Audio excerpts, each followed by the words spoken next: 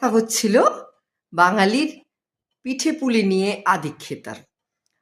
গতকাল বলেছিলাম চিতই পিঠের নাম কেন এমন।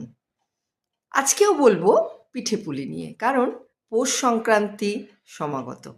তাই আমাদের জীবনযাপনের, আমাদের সংস্কৃতির সঙ্গে ওতপ্রোতভাবে জড়িয়ে থাকা এই পিঠে সংস্কৃতিকে আমরা ভুলি কেমন করে? আমাদের এই থই থই আবেগ অতি সুপ্রাচীন।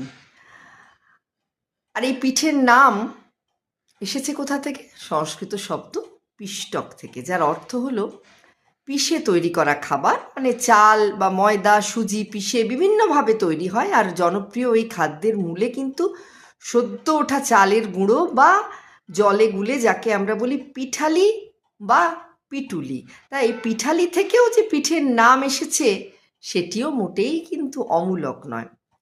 মূল কথাটি পিঠা, যা মুখে মুখে চলতি কথায় হয়েছে পিঠে। বাংলাদেশের এক প্রবাদেই আছে, পান পানি মিঠা এই তিনই মিঠা।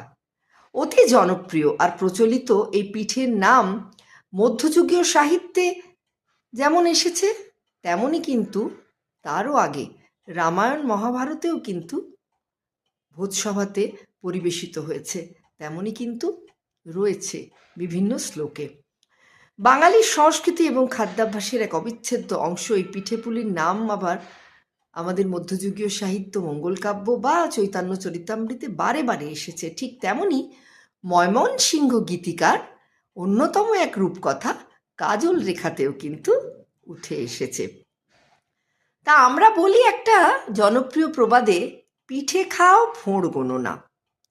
মানে একে আমরা তো শীতে কাবু, তাই পিঠে বানানোর ঝক্কি সামলানো রান্নাঘরে মেয়েদের সত্যিই কিন্তু বেশ চাপের।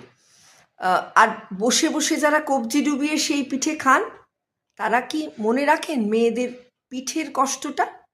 মানে সেই পিঠে গড়তে যে হ্যাপা সামলানো, জোগাড় যন্ত্র করা, তার খবর কে রাখে? ঠাম্মার মুখে শুনতাম এক জনপ্রিয় লোকায়ত মজার গল্প ওই পিঠেকে ঘিরে। পুলি পিঠে গড়তে গড়তে মেয়েদের মুখের হাসি রঙ্গ তামাশা হতো এসব গল্প শুনে ঠিকই, কিন্তু তারা মুখ বুজে পিঠে বানিয়ে চলতো তাদের পরিবারের জন্য।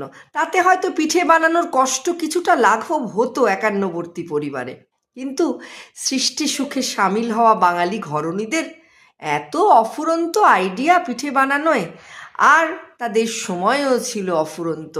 আজকের মতো মেয়েরা বাইরে যেতেন না বেশি কাজকর্ম করতে, আর সংসার ছিল যৌথ।